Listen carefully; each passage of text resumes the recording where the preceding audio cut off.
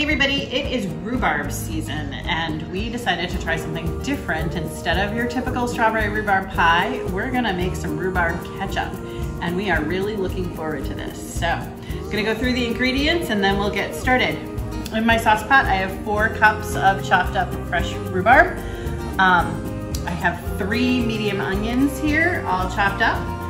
I've got a cup of white vinegar, a can of diced tomatoes with their juice, a cup of white sugar, and a cup of dark brown sugar. You can use light brown sugar too. And if you wanted to substitute apple cider vinegar, that's okay as well. I have a teaspoon each of cinnamon and salt, and then a tablespoon of pickling spice. And I'm actually gonna pop the pickling spice into this little bag here because we don't wanna have to strain that out when we're done. If you don't have one of these fun little bags, don't worry. Any piece of cloth, cheesecloth, anything like that that you can tie will work. Even honestly, a tea strainer would work. You can put the pickling spice right in the tea strainer and leave it in your pot. It'll totally work. So now that this is tied, I'm gonna add everything else to my pot here. I'll start with the vinegar. It doesn't matter which order you add them in.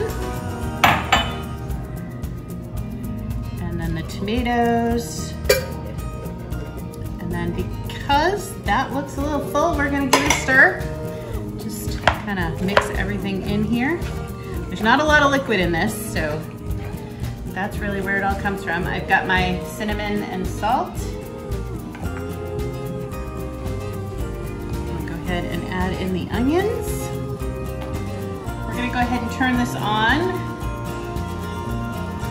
I'm gonna put it up to about medium.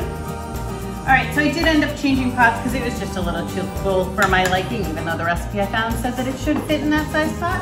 So I'm gonna go ahead and add my sugar and brown sugar. And again, that's a cup of each. Give that a stir. Again, this is on medium heat. And I'm going to toss in my bag of pickling spices.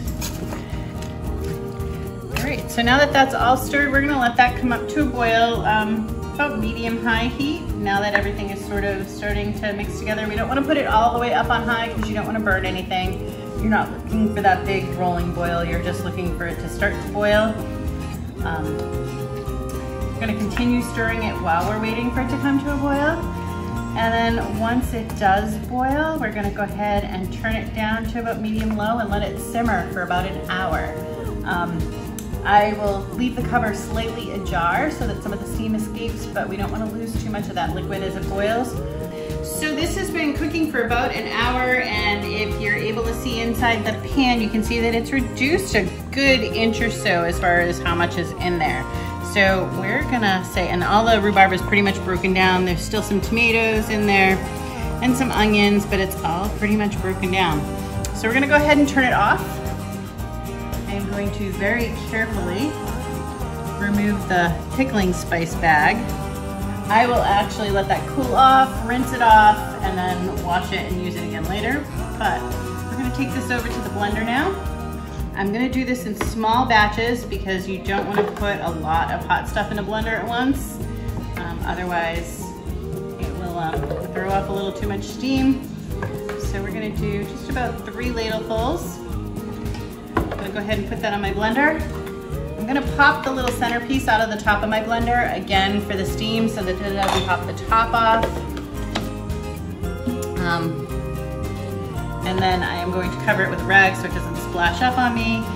So we're gonna start with it on low, move it over to smoothie, and that blends it all up. Pour it into this mason jar.